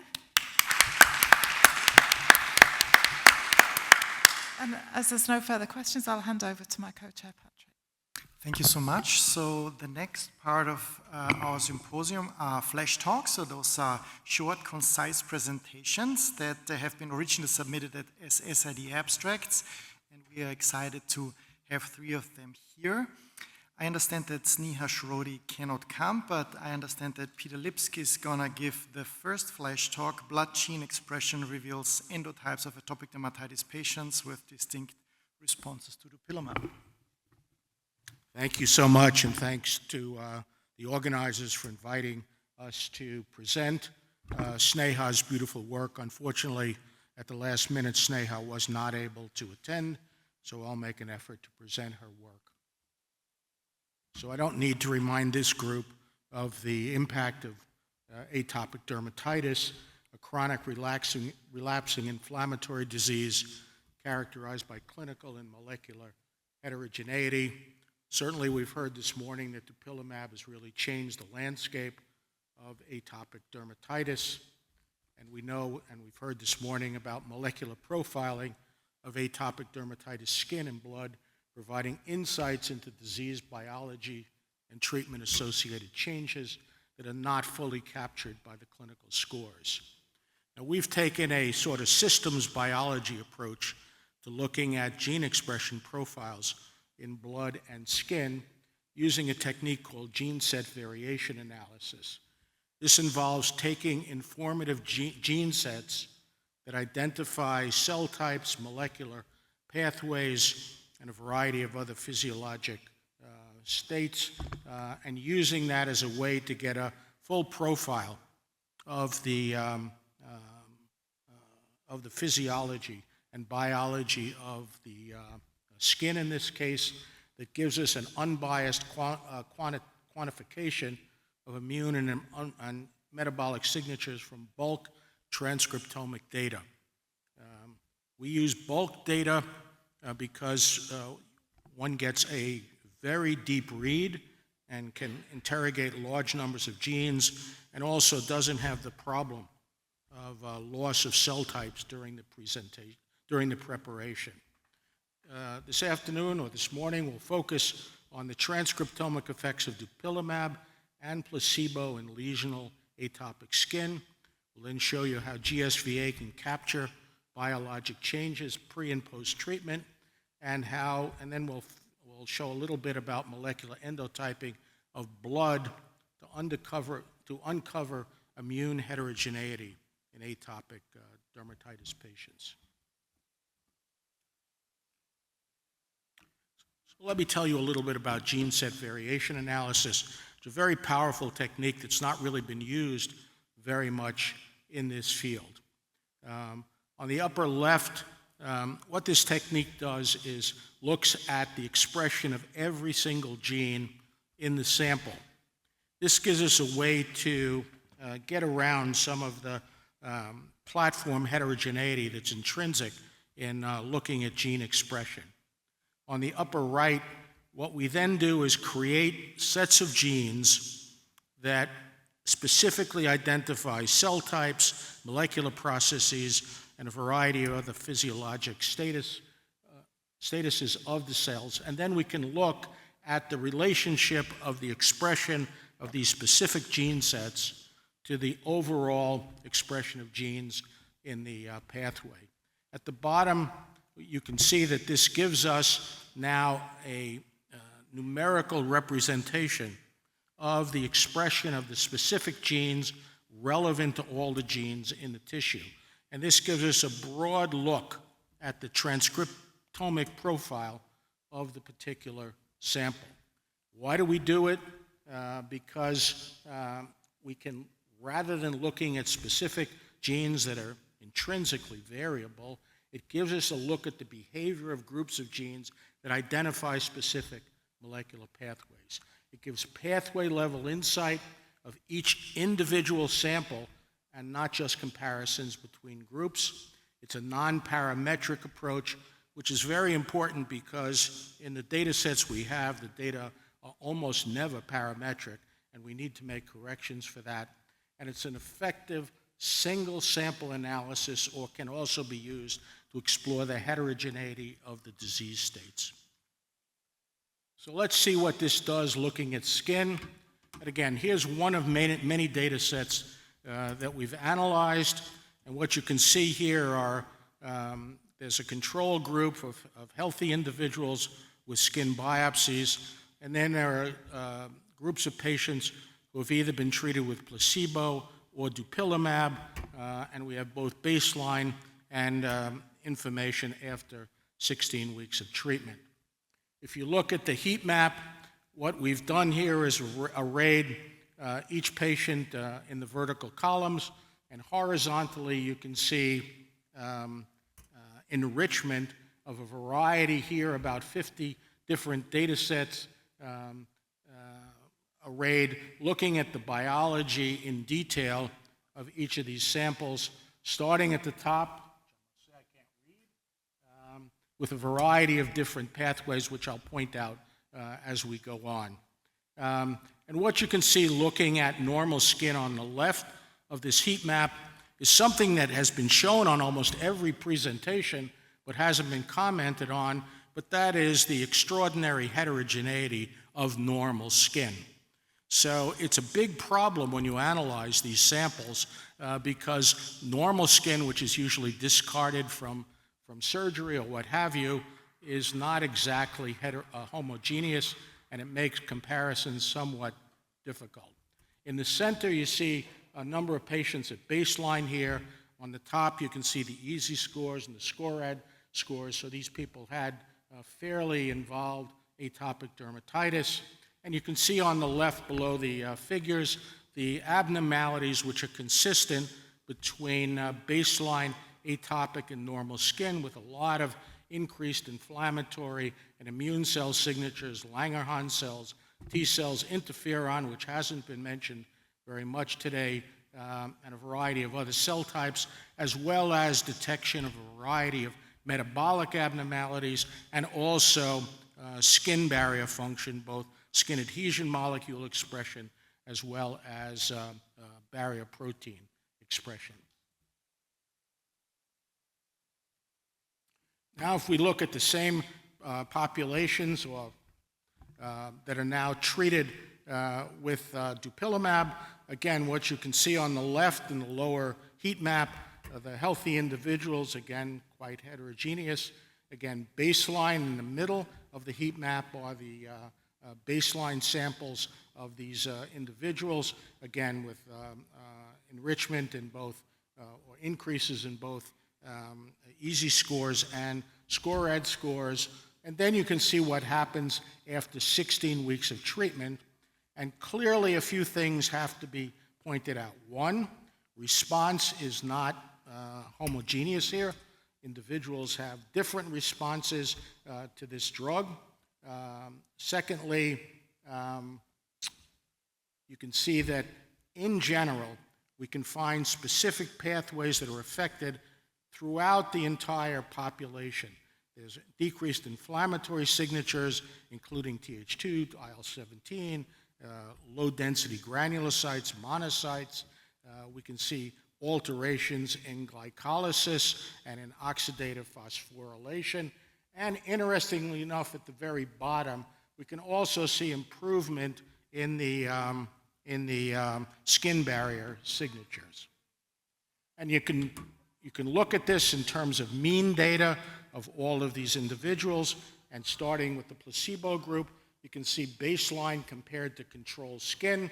You can see all of these abnormalities in various of these cell types. And then after 16 weeks of placebo treatment, really there's no improvement.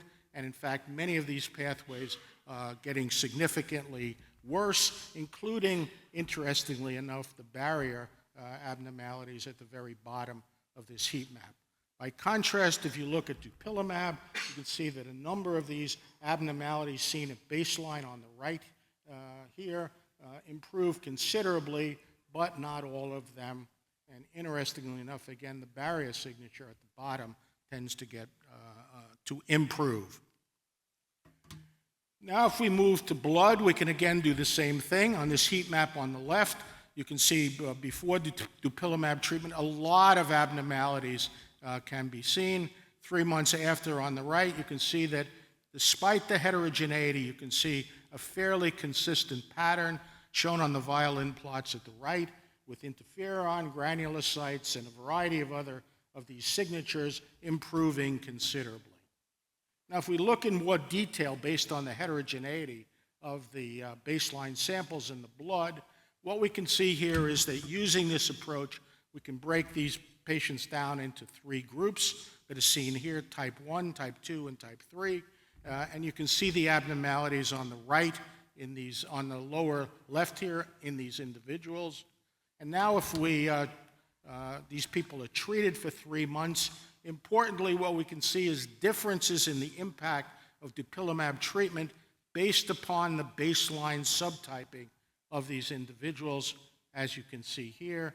And again, you can see this in this effect size heat map on the right, with cluster 1 showing major changes in oxidative phosphorylation, plasma cells, and other markers.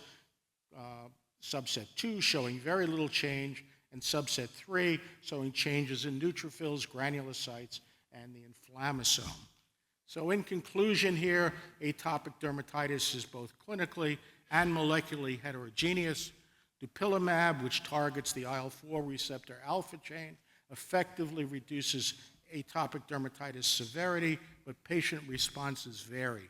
In skin, dupilumab decreases numerous inflammatory pathways, and dupilumab-mediated changes in blood signatures from atopic dermatitis patients were detected. Blood gene expression profiles define 3 distinct E-type, endotypes of atopic dermatitis patients, each with unique immune and metabolic signatures.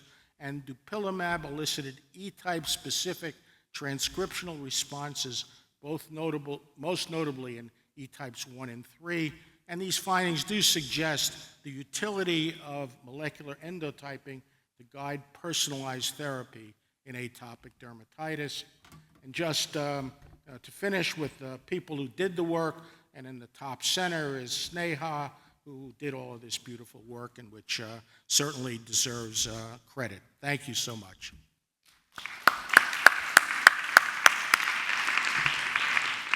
Thank you so much. Are there any burning questions? Not in the interest of time, I think we need to go to the next speaker. Thank you so much. I'm happy to announce Daniel Liu from the Icahn School of Medicine at Mount Sinai, New York, who's going to present us the second flash talk, tape strip transcriptomics, analysis of Thai patients with atopic dermatitis show great immune and barrier abnormalities in the setting of comorbid food allergy. Thank you so much, and thank you to the IAC, Dr. Brunner and Dr. Brown for inviting me to give today's flash talk on some of the work that we've done at the Laboratory of Inflammatory Skin Diseases at the Icahn School of Medicine under the mentorship of Dr. Emma Gutman. The first talk will be on a tape strip transcriptomic study on a cohort of pediatric Thai patients with atopic dermatitis with and without comorbid food allergy. I have no conflicts of interest to disclose. So as we all know through this symposium, that atopic dermatitis is the most common inflammatory skin condition worldwide, affecting up to 25% of pediatric patients and 10% of adults. AD is predominantly a childhood disease, with many patients having persistent disease into adulthood, and those that have adult atopic dermatitis, about 25% of them, or 1 in 4, develop AD as an adult. AD is a chronic condition of the skin characterized by itchy and dry inflamed skin, and symptoms do vary based on severity and location, but generally include red, scaly, and itchy lesions, often in the flexor regions of the elbows and knees.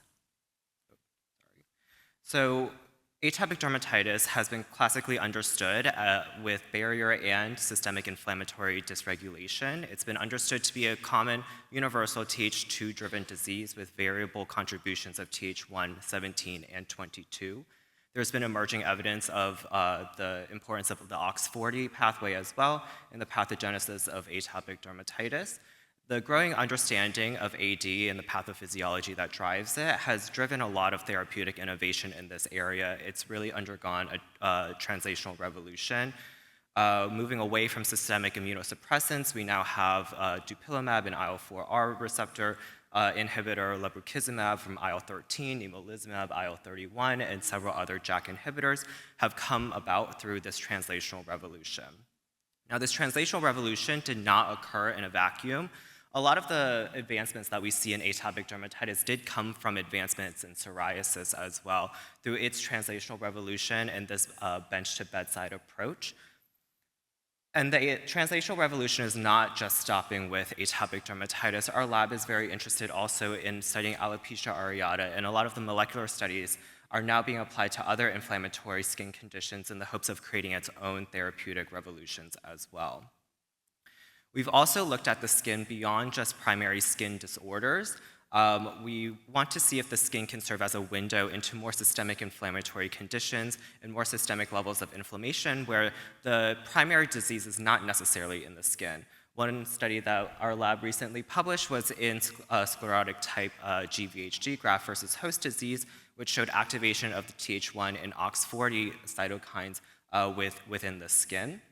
We've also looked in primary GI disorders and paradoxical dermatitis in IBD patients on anti-TNF therapy. This work was presented at DDW last year. Actually, DDW is actually across the street this year, happening right now. But they did see that there was increases in IL-4R, the dupilumab target, in these patients with paradoxical dermatitis, which could be an actual target in the future.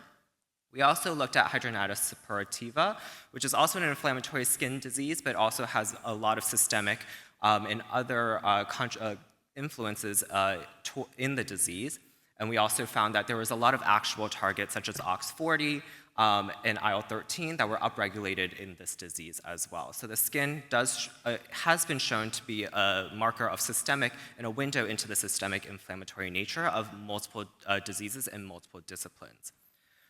One area of interest that our lab has recently begun exploring is in the other atopic conditions. So if we go back to medical school for a lot of the residents and the attendings in the room, We learn about atopic dermatitis and eczema kind of in this framework of the atopic march as a group of atopic conditions that include eczema, allergic rhinitis, allergic asthma, and food allergy. So our lab is interested in looking at how the skin can manifest some of these atopic conditions, with obviously atopic dermatitis as an anchor disease in this instance. So we've looked at asthma in the past. So in a cohort of pediatric patients and in a cohort of all of the ages represented on the right, tape strips in allergic asthma was able to uncover both immune and barrier defects in the skin and was able to identify age-specific molecular signatures as well.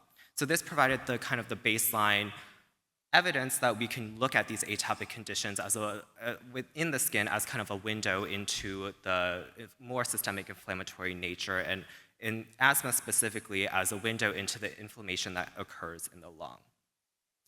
So we are not the first group to look at food allergy in the skin and some of its manifestations. This work from Donald Young's group has tape strips the infants, like newborns, very, very early in age, without any clinical symptoms of food allergy. They tape stripped them and followed them for, I believe, 2 years. And this study kind of showed that there was that tape strips were able to predict the development of food allergies within 2 years when they were initially tape stripped without clinical symptoms of food allergy. We always understand that we always are taught that there's this atopic triad, there's the atopic march, but epidemiological evidence have also found that children with food allergies had a greater chance of having uncontrolled and persistent atopic dermatitis. So with all of this background information, our aim in our study was to evaluate the molecular signature of pediatric atopic dermatitis patients with and without concomitant food allergies. We used tape strips, and we collected the lesional and non-lesional skin of pediatric AD patients under the age of 12, a cohort without food allergy and a cohort with food allergy, and subsequently used RNA-seq to evaluate these tape strips. For the rest of the presentation, genes with a fold change of greater than 1.5 and a false discovery rate of less than 0.05 were considered differentially expressed for our study. This is the demographic characteristics of our study group. Here to note, there is no significant demographic differences between the groups, including in AD severity. We were particularly interested in the AD severity because when we were comparing our AD-only group with our AD food allergy group, we didn't want the differences between the groups to be driven by differences in AD severity. So not only here do we see that there's no significant differences between the groups in our models, we also controlled for that as well. This is our initial set of results. These are the differentially expressed immune-related genes. Just as a quick kind of introduction to this, on the left side, that's the heat map. It shows the mean relative expression of that particular group relative to the other study groups, with red being greater expression, blue being less expression, and on the right, we have the fold changes, so how many times greater or how many times less that group expresses that gene compared to the comparison group. So in general here, as a broader picture, we can see that when we add in the concomitant food allergy, there's a greater level of inflammation in both the non-lesional and the lesional group as compared to just when the patients have AD alone.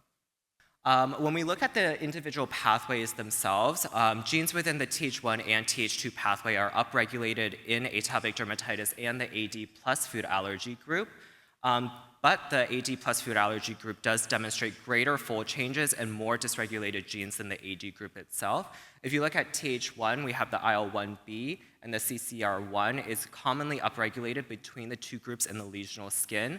But in Th1, CXCL10 and STAT1 are uniquely upregulated in the AD and food allergy group. It is not upregulated in the AD-only group. In Th2, we see upregulations in the OX40 and IL-5 that is common between the two groups, but the AD food allergy has unique upregulation of CCL24 and IL-10. We're particularly interested in IL-17 in this population just because the demographic here is a cohort of Thai patients, also Asian patients, and genes within the Th17 axis show strong activation in both the AD and the AD food allergy group, consistent with previous findings when we studied the Asian AD molecular phenotype in general. Here to note that the AD plus food allergy group did have unique upregulations in IL-17A and IL-17F. In Th22, we see a similar picture to Th17. Genes within the Th22 axis also show strong upregulation in AD patients with and without food allergy, including IL-22. Now, when we look at the barrier-related genes, there's generally a worse barrier profile found within AD patients with food allergy as compared to when they do not have food allergy. You can see that the general gradient here, there's a nice gradient effect when you add in the food allergy. We have the increases, and we have unique kind of downregulation of some of the LCE family genes. And also to note here, the filaggrin is only downregulated in the AD and food allergy group and is not downregulated in the AD only group. We also performed gene set variation analysis. It showed strong and significant enrichment of Th1, 2, 17, and 22 amongst the lesional skin of the AD and AD food allergy groups. Here to note, the non-lesional skin of the AD and food allergy group was significant here in Th2 and Th17. So if you look at the non-lesional group, it was significantly enriched compared to healthy controls, whereas the non-lesional skin of the AD only group was not enriched. We were also interested in this particular study to look at the unique molecular signature of AD and food allergy that was not found in AD alone. So here we see an isolated heat map of the top upregulated genes that were unique to AD plus food allergy. We see that there's unique upregulation of several domains here, including the interferon-induced protein, and we were especially excited to see that RNase-2, which is a key eosinophil marker, was uniquely upregulated in our food allergy group. We were also interested in looking at what was uniquely downregulated in AD and food allergy. So our gene lists were this heat map is able to show that there was many barriers, so a lot of keratin genes, lipid genes, and mucin 15 that was uniquely downregulated in the food allergy group that was not downregulated in AD alone. So in conclusion, from this study, our take-home points are that the AD patients with and without concomitant food allergies have similar upregulations in several immune axes, but the AD plus food allergy group had unique, stronger upregulation in the Th1 and Th2 axes, with the AD plus food allergy group generally having a greater inflammatory tone and greater barrier impairment. AD patients also have a distinct set of upregulated immune genes and downregulated barrier genes, which are not dysregulated in AD-only patients. And the molecular profile of AD patients, more importantly, with food allergy have shown that this group has a unique molecular phenotype and that stronger immune and barrier dysregulation may necessitate more aggressive treatment approaches to better control their AD patients. And further distinct molecular profiles in this group warrants further study and stratification, taking into consideration the impact of comorbid conditions on AD pathogenesis. And for this study, I would like to thank my mentors, Dr. Emma Gutman, Dr. Helen He, and Dr. Panipak Tembonark for their guidance and their mentorship during this study. So going on to the second flash talk today, the second study that I'll be presenting from our group will be a serum proteomic characterization of the East Asian and the Asian American atopic dermatitis molecular phenotype. My conflicts of interest have not changed in the past 10 minutes, and hopefully you guys remember some of the background from my first flash talk and from the symposium today. So the background for this talk will be brief and will focus more on the AD Asian phenotype and why in particular we decided to study this patient population in particular. So atopic dermatitis in Asian patients is unique. Some countries in Asia experience the highest rates of AD worldwide. You can see that countries highlighted here are Japan, Taiwan, and South Korea have some of the highest rates globally of atopic dermatitis, and clinically they show clear demarcation of lesions and more scaling. Also with the itch scratch cycle, patients often scar more easily in the Asian population and also experience higher rates of hyper and hypopigmentation, similar to most of our skin of color patients with atopic dermatitis. The molecular characterization of Asian AD before has shown that there's the predominant activation of Th2, which is universally upregulated in almost all of our AD patients, but Asian patients have a particular skewing of the Th17 axis as well. One thing that we considered here is that urbanization is closely associated with the prevalence of atopic dermatitis and with the rapid urbanization of East Asian countries, including Korea, Japan, Taiwan, and in China. The prevalence of AD is expected to increase as well. And there is currently, particularly we're interested in looking at the Asian American versus the East Asian population as a measure of like the migratory immigration forces on atopic dermatitis, because there are conflicting studies on whether immigration does play a significant role in developing atopic dermatitis. You can see that some studies conducted in the US has shown that it is parental immigration is a risk factor to developing atopic dermatitis, while in other countries the risk factor is not as prevalent. So our aim here is to characterize the proteomic profile of atopic dermatitis in the blood of East Asian patients as compared to Asian Americans and white patients with ethnicity-matched controls. So here we used serum samples from AAD patients who identified as Asian in the US and Asians from Japan, Taiwan, and Korea from our collaborators, and also included a cohort of white AD patients as well, and tested it against an Olink panel of 346 proteins, genes with proteins with a fold change of greater than 1.5 and an FDR of less than 0.05 were considered differentially expressed proteins. These are the demographics. There was no significant demographic differences between our study populations. And this is the heat map of all of the differentially expressed proteins within our study. Here we can see that just by clustering, hierarchical clustering, that Asian Americans represent kind of a bridging phenotype between the East Asian and the white AD phenotypes. So on top here, you can see in the green box, there's a cluster of proteins that are shared upregulated between the East Asian and the Asian American AD populations. And then in the purple box right below that, we can see that there's a unique cluster of proteins that are unique to East Asians. And then right below that, we see there's a cluster of proteins that are shared between Asian Americans and white AD patients.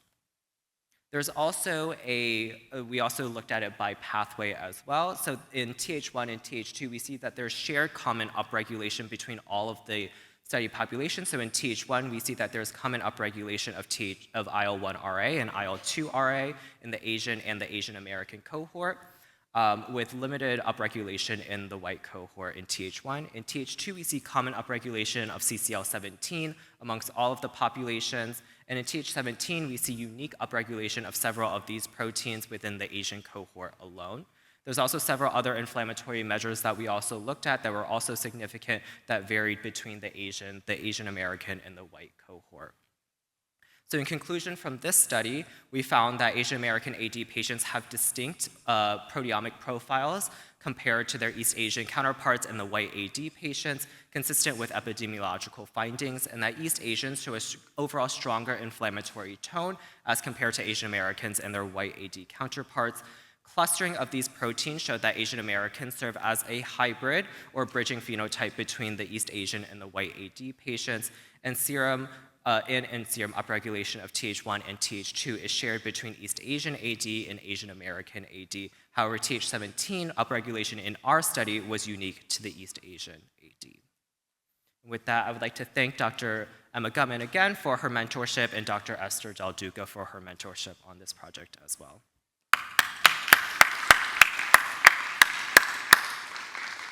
Thank you so much for your presentations. Are there any questions? I have a question to your food allergy study. So how did you determine whether that patient had an actual food allergy? Was it patient history? Was it provocation testing? Was it serum testing? So how did you determine that that patient has a true food allergy? So in our study, it was patient reported. So the provocation test would be a more objective measure, but in our study, we did rely on patient reporting for this study. Okay, any more questions? If not, thank you so much. And I think it's time to conclude this symposium. So thank you so much for coming. Thanks so much for the speakers and for the lively discussion. And I hand over to my co-chair. And with that, just thank you again.